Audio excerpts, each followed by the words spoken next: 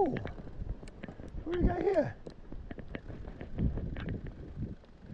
Hello.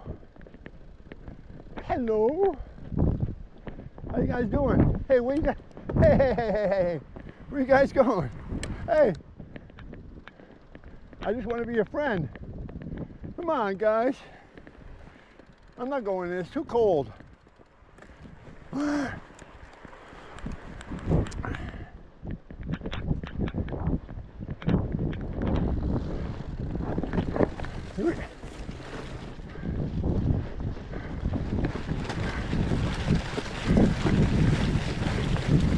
Get there.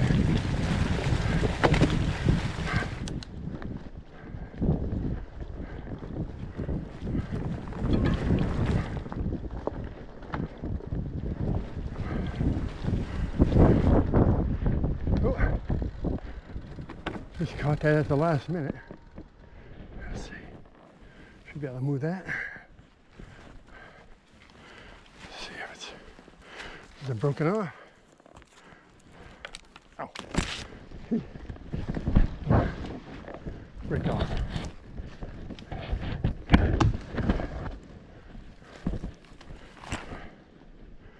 Oh, Christmas tree, oh, Christmas tree, how lovely are your branches.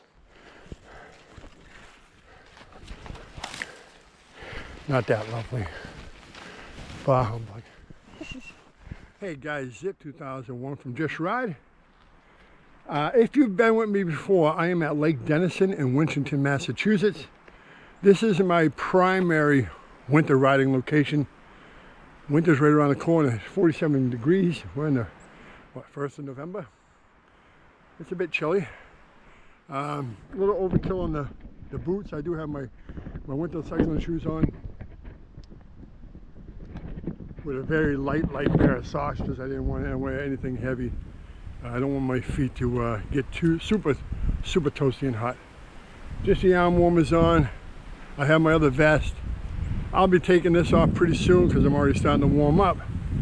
And we do have the Yukon 1 out today, the fatty. And the fat bike isn't just for winter. I use it mainly for winter. I've lent it out to several, my Yukon 2. I just got the Yukon 1. The Yukon 2 I've had since 2020. And I've lent that bike out several times already. This several different people to use to ride around.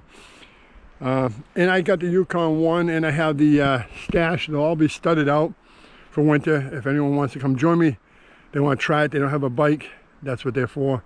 I let people use them.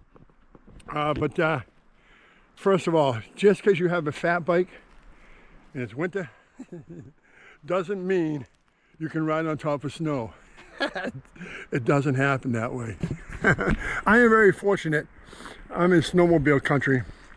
Once we get enough snow, they'll allow the snowmobiles to come all in here. They'll pack stuff down for me. And if we get a real lot of snow, the Snowmobile Association that tracks everybody in here, they will pay and have it groomed. Now, a lot of the main locations will be groomed, so that's always pretty good. That makes a nice wide highway.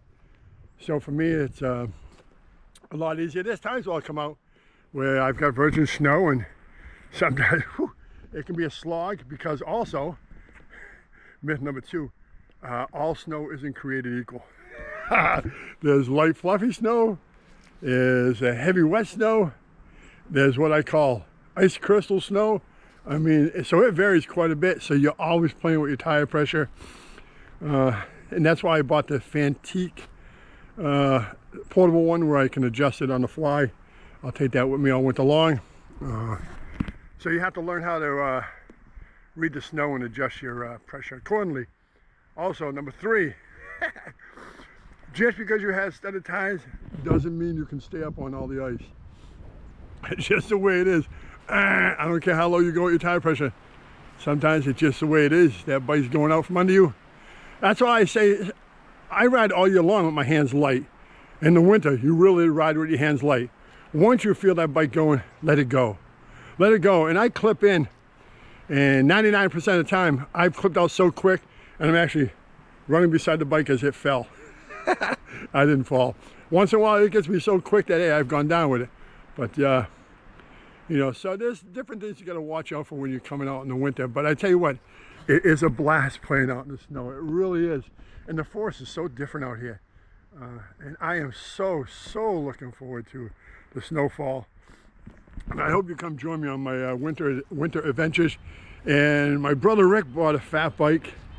And so he's going to try and come out here with me so we can introduce him to all this fun. So hey, let's go ride some more, have some fun. We're just going to stretch the legs out for a couple hours, and I'll be back out here tomorrow. So woo!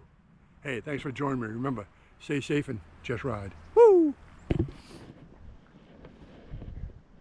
As far as what you wear for winter, look, we all have different tolerances to heat and cold. So what might work for me might not work for you. And vice versa, what might work for you doesn't work for me.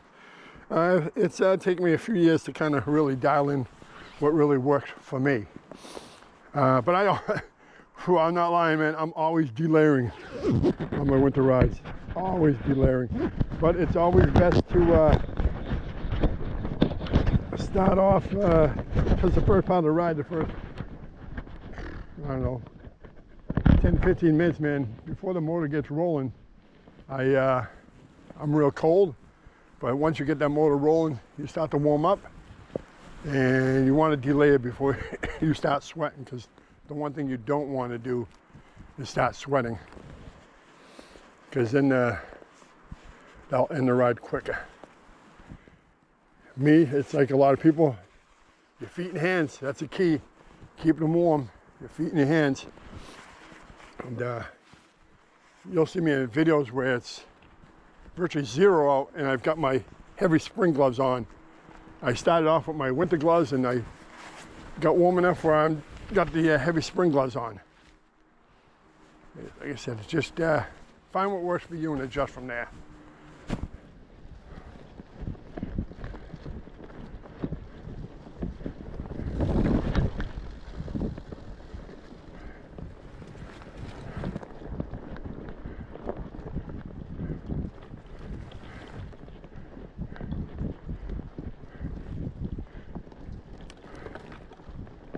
Once I get to the top, it's just a little bit of climb coming up.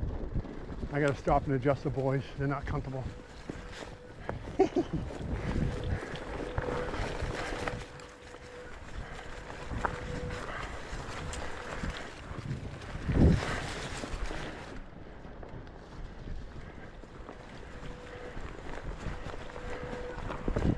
I'll probably take off the neck unit at the same time.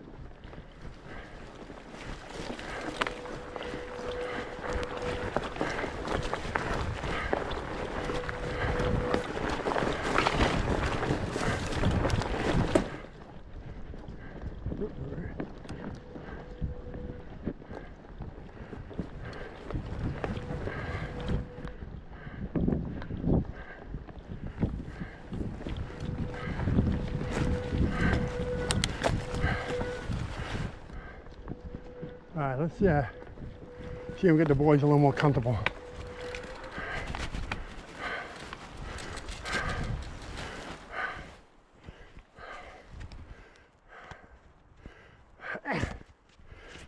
Come on, buddy.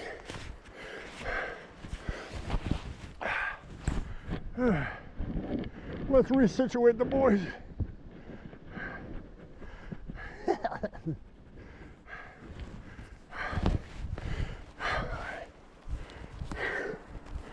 Take this neck unit off.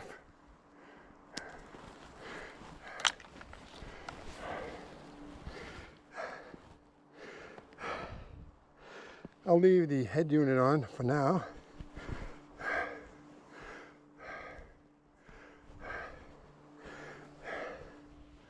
I said I'm doing all this stuff before I start to sweat, because if I start feeling myself getting a little too warm, I'm delayering.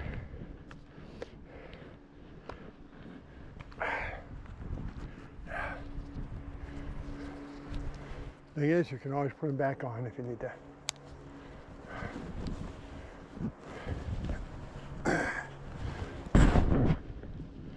Okay.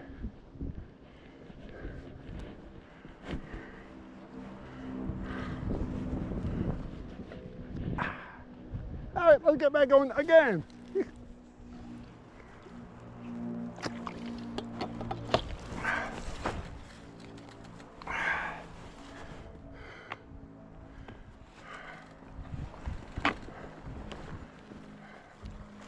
Just trying to see, yeah, the boys are a little more comfortable now.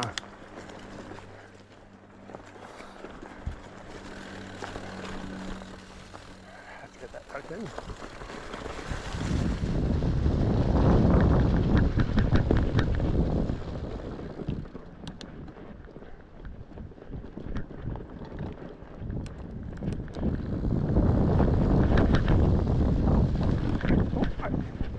Didn't set myself up for this little thing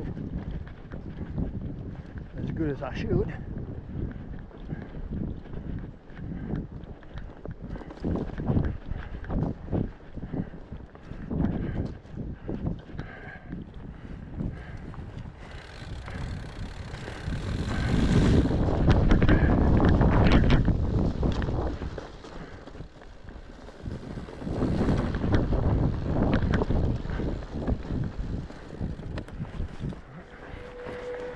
Welcome back.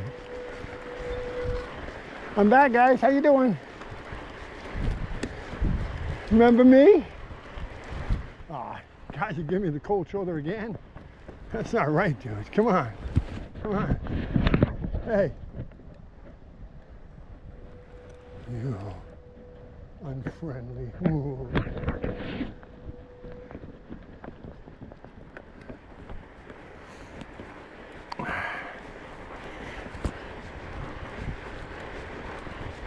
Do, do, do.